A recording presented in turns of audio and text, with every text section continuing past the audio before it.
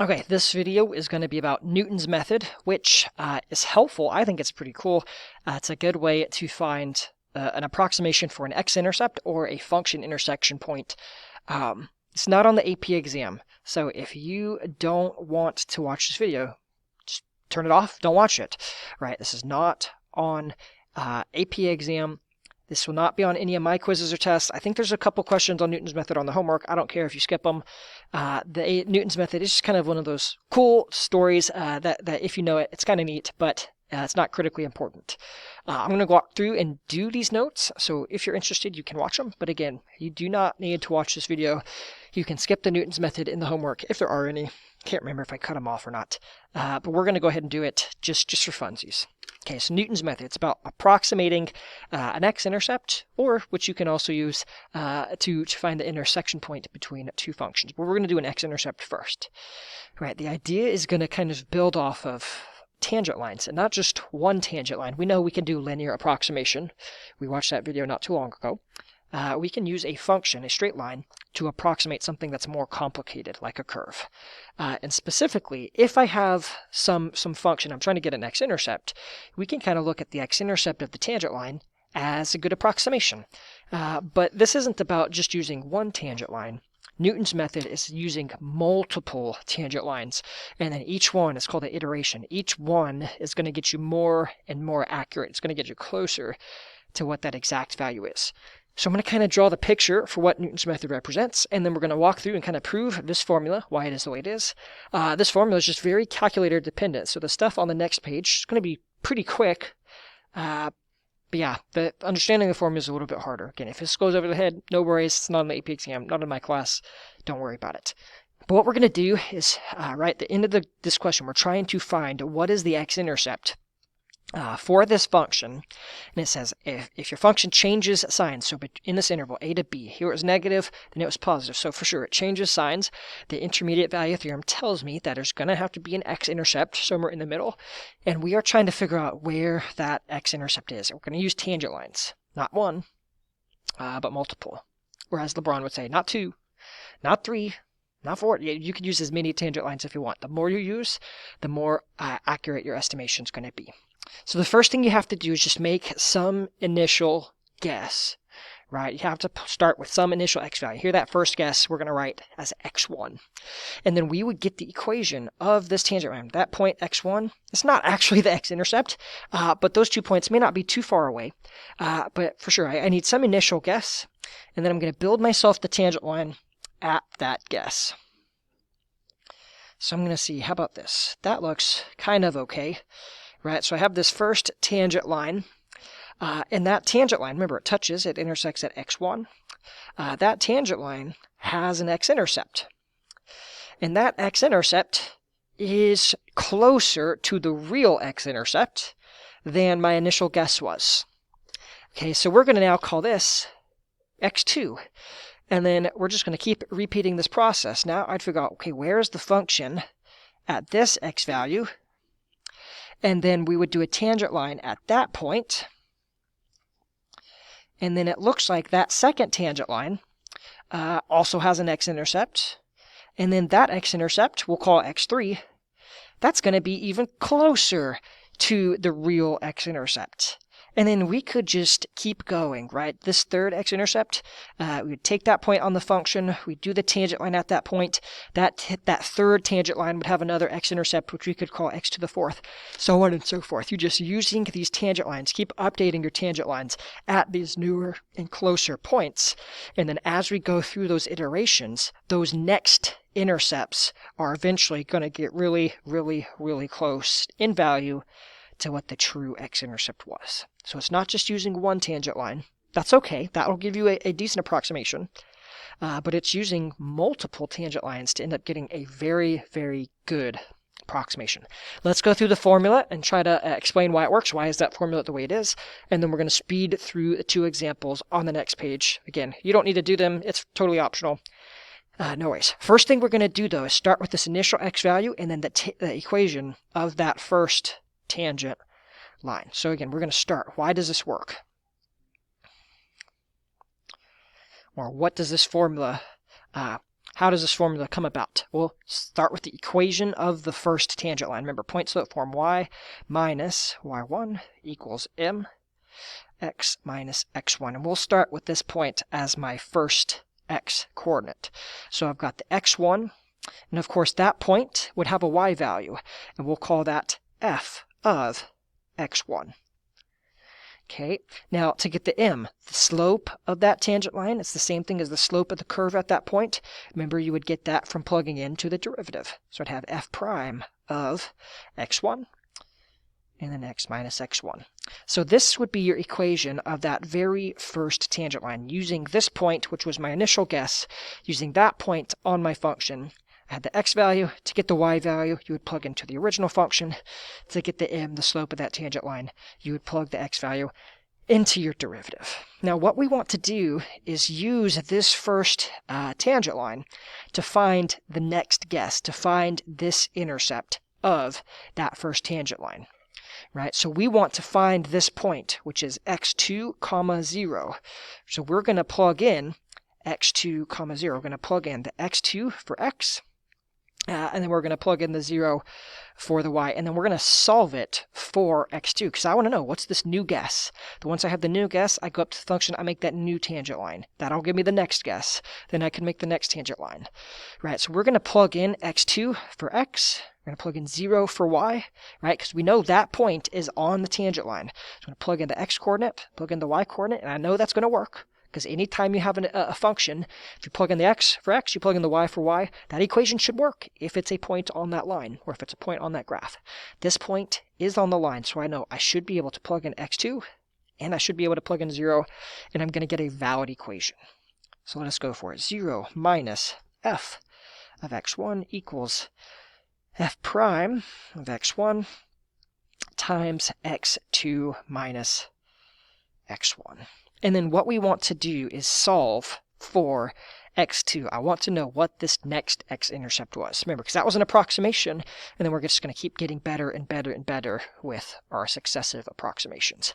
So we're going to solve for x2. I'm going to distribute. Actually, you don't really have to. We can just divide this over right now. So 0 minus, that's 0. I'm going to divide the f prime over. So we've got negative f of x1 divided by f prime of x1. That would be equal to x2 minus x1. And then I'm going to take this piece and then add it over. I'm going to flip it, so I'm going to get x2 equals. Take this piece and add it over. You'd have x1 minus this chunk. So x1 minus f of x1 divided by f prime of x1. And there you have it. There's your formula. We built that first tangent line, and we use it to find the intercept of that first tangent line. And then what we would do is take this new value, make a new tangent line, and I would find x3.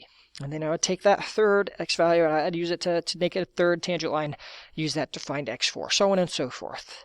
But this formula says to find the next approximation, to find that next x-intercept, what you would do is take the previous one, and then subtract the function evaluated with that previous one, divided by the derivative evaluated at that previous one.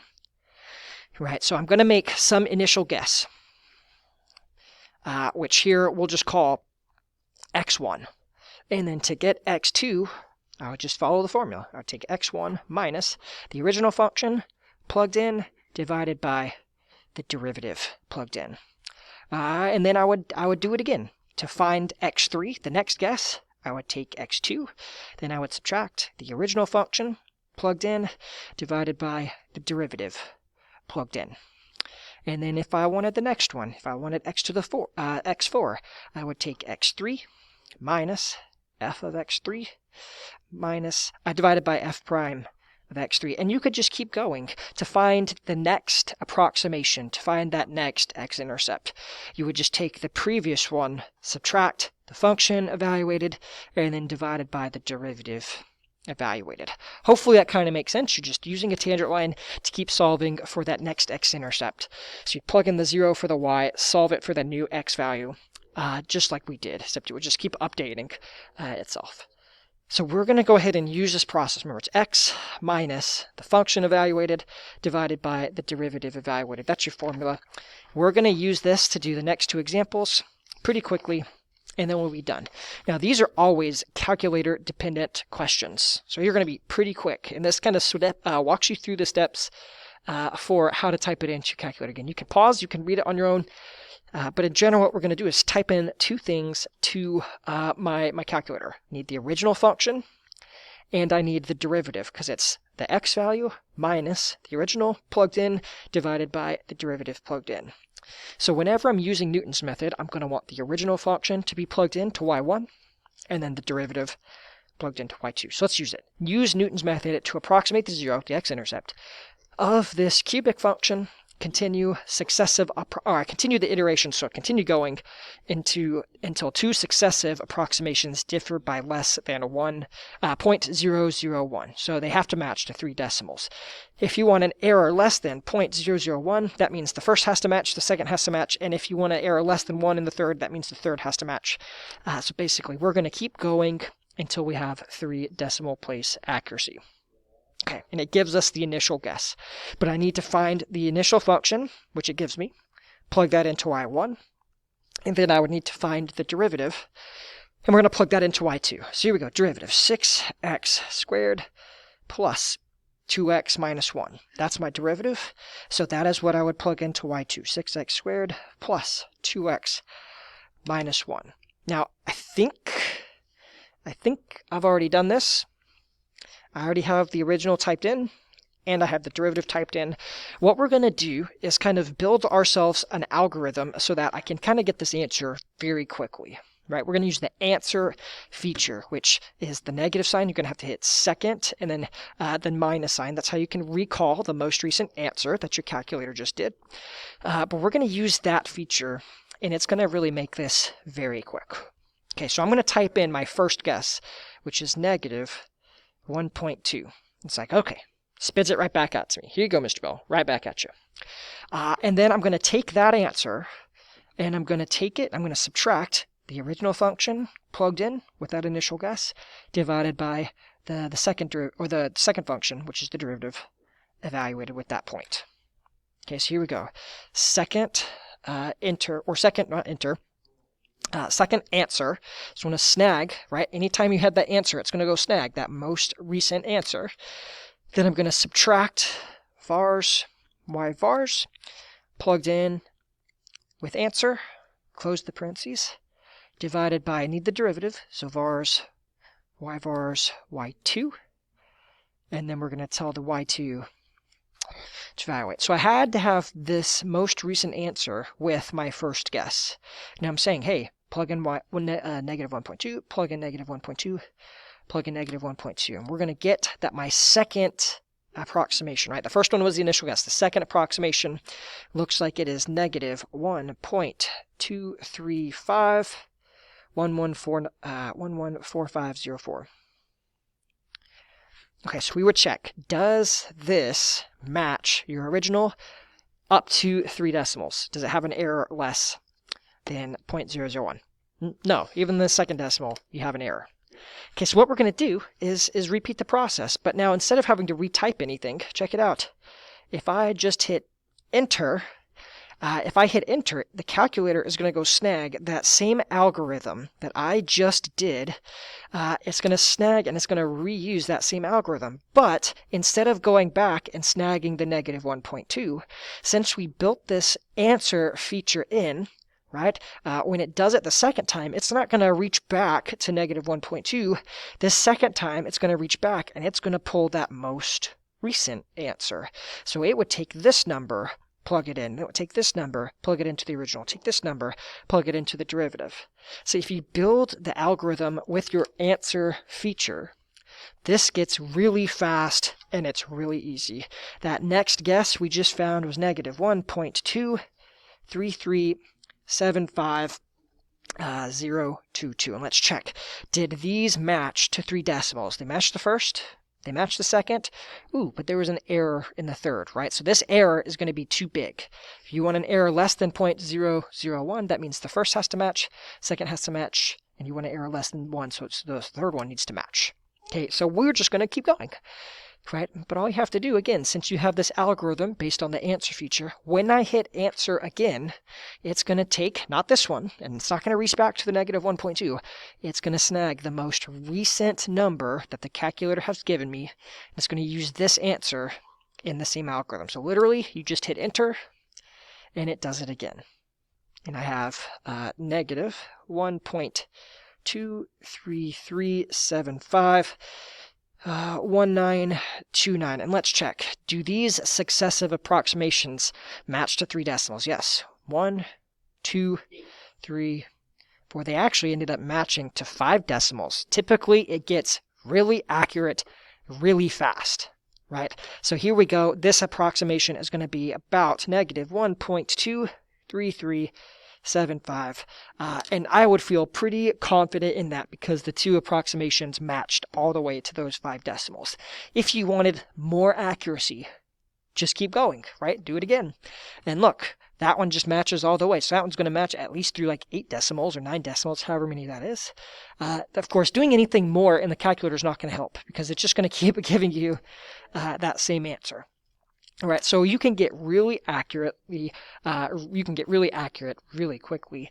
And again, if you use the answer feature in the calculator, all you have to do is hit enter, then it'll do the next one. Enter, then it'll do the next one.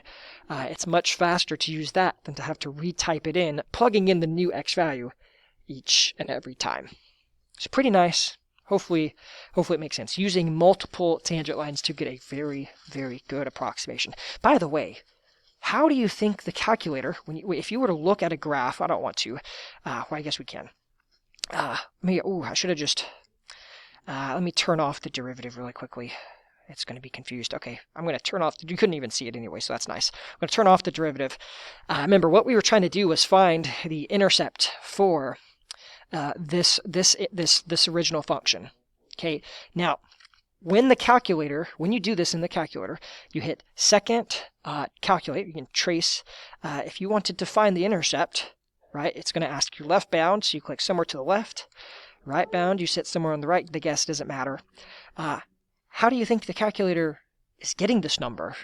You think it just has every single possible function in the whole entire world stored in its memory banks, and it just happens to know all the x-intercepts of all those millions upon millions of functions?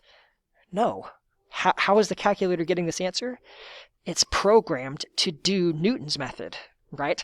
All the things in your calculator, it's not just a massive memory bank of just millions and millions and millions of facts and functions stored on your computer, on your calculator. It's algorithms and it's codes programmed into your calculator that can get you these values and can get you these values with a very, very, very high degree of accuracy. Right, so a lot of this calculus stuff kind of explains the programming and the coding that runs a lot of these calculators. If you take a Calculus 2 or Calculus BC with me next year, we do more stuff with function approximations. We only do the very basic stuff in Calculus 1, like linear approximation and then Newton's method. But even Newton's method, it's just, it's not even on the AP exam. But I like to teach it because I think it's nice.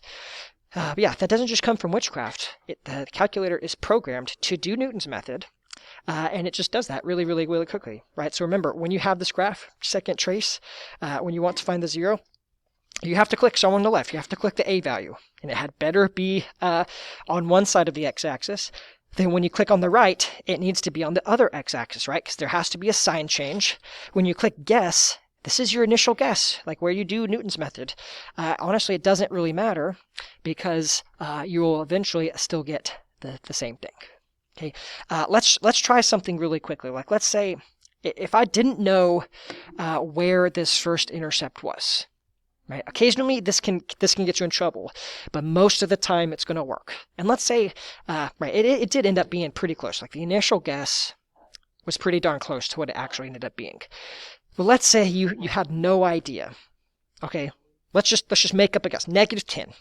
Okay, if you were to do Newton's method, you have answer minus the function plugged in divided by the derivative. Oops, y2. I snagged the wrong one. The derivative plugged in. And then it'll be like, okay, if your initial guess is negative 10, it looks like the x-intercept from that first tangent line is negative 6.7. So that got you closer. Let's keep going. There's the third one, fourth one, fifth one, sixth one. Right, if you keep going with Newton's method, notice now I think I've already gotten it pretty close. 2, 3, 3. Ooh, that's the error in the fourth. Let's go one more. 2, 3, 3, 7, 5, 1, 9. And you could keep going. Looks like there it stops changing. If your initial value, if your initial guess, even if it's like really terrible, even if it's bad, Newton's method will still get you the right answer. It will just take you more iterations. The worse your initial guess is, the more iterations you're going to have to go through. Right now, that can kind of get you in trouble if your function crosses multiple times.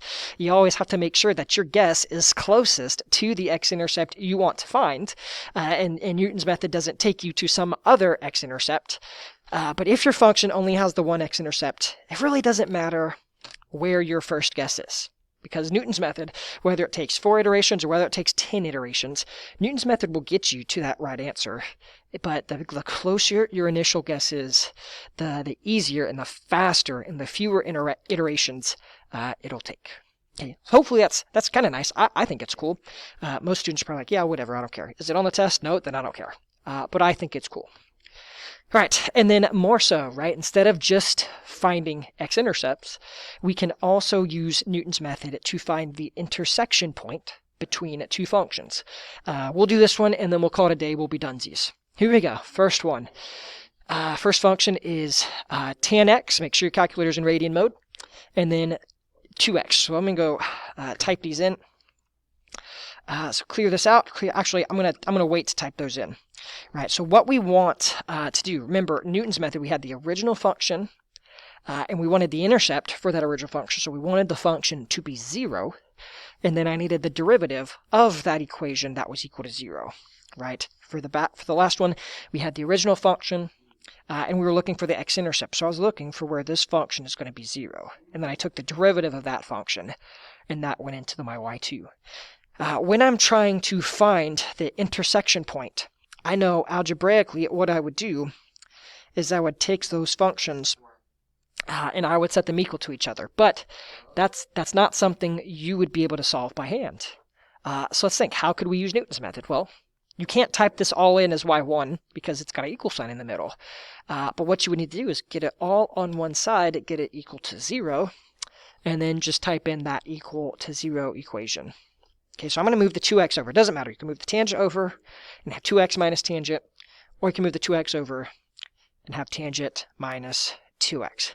But you need to get an equation that's equal to 0. Because now, if you were to graph this, right, you're looking for this to be equal to 0. Now you're looking for this newer function to have an x-intercept. And we know Newton's method works for finding x-intercepts. So if you want an intersection point between two functions, you just have to kind of set them equal to each other and then get them all on one side. If you get that equal to 0, finding the intersection point between two functions, that's the same thing as finding the x-intercept of the homogeneous equation. The thing that's equal to 0, finding the x-intercept of that will happen at the same x value where the original two intersected. So if you start off with the two functions and you're trying to find the intersection, that's great. Just get them all on one side, get it equal to 0. That's your y1. And then you would take your derivative. So I'd have a secant squared minus 2. And this would be your y2. Okay, so it seems a little bit hard, but it's okay. And let's do this again so that it matches to 3 decimals. Gives us the initial guess. It says match it with an error less than 0.001. So the first one's going to match, second one's going to match, and the third decimal's got to match. Okay, if you were to look at this graph, your tangent function kind of looks like this. It's almost like a cube function, except it's got vertical asymptotes. And then 2x would look something kind of similar to this, right? And we're trying to figure out what this intersection point is. Okay, let's type this into y1. Let's type this into y2. It gives us the initial guess, 1.25. And let's use Newton's method to see if we can get a really good one. Okay, so I need to type in a tangent x minus 2x. Again, if you would flip it, it's okay. The negatives will take care of themselves. But here we go. Original, I'm going to type in tangent. Make sure I'm in radian mode, which it should be. Tangent of x, tan x. and then minus 2x. Okay, now your derivative, there's no secant button. Okay, but secant is the reciprocal of cosine. Secant is the same thing as 1 over cosine. Okay, so here we go. I'm going to do 1 divided by cosine x, close the x for the cosine, close the 1. So right now what I have typed in is secant. 1 over cosine is secant. Make sure you close the x for the parentheses. Make sure you close this for the rest of the fraction. But I'm going to take that secant and then square it. Okay, picking back up. Sorry, I had to stop and then re-edit. I forgot the 2. I just did this question and I forgot the 2. And I was like, why are my answers not matching? It's because I had typed in secant squared and I forgot the 2. Okay, so this time, hopefully the video edit together. Okay, well, okay. This time I'm going to put the minus 2. And then hopefully now it works. So that one I have to redo this again. All right, so we're going to quit out of there. I don't know if you can see the erase marks from our previous solutions. Oh well, that's okay. Regrets. Let's go ahead, type in the initial guess, 1.25. Remember, that's got to be in your most recent answer spot, so that when I build this algorithm, second answer minus the original plugged in divided by the derivative plugged in. Okay, and now both of those are going to be pulling that most recent answer. Make sure you type in your initial guess, otherwise it's going to be snacking that answer, which was my wrong approximation from forgetting the 2. All right, there you go. Here we have the second approximation. I'm going to write it over here. So x1 was 1.25. The second approximation is 1.186758416. Okay, not bad. Didn't match even to the first decimal. So we do it again. Enter. Look how hard that was. Third guess. 1.167026072. At least the first decimal matched there. The second one was off. Okay, keep going. Enter it one more time. X to the fourth. 1.165568425. Matched to the first decimal, matched to the second. But if we want an error smaller than this, that means the third has to match also. So, not quite there. Betcha we probably just have to do it the one more time.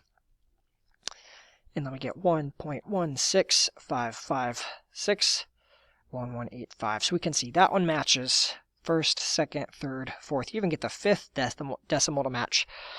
So there we have it, right? This intersection point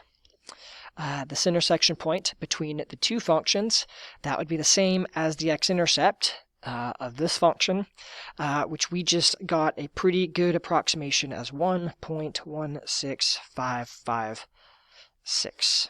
And you could get more accurate by just doing a couple more iterations. But I think we're going to kind of call it at that. Now it says after you have estimated the x-coordinate, go back and find the y-coordinate with it. So I know this is the function 2x. I know that's the function tangent of x. I know that intersection point, this x value, should be about this. If I were to plug in the x into either of the two originals, you should get the y value. Okay, so let's take that answer. Actually, we'll take what I truncated as 1.16556. And then let's just hit answer.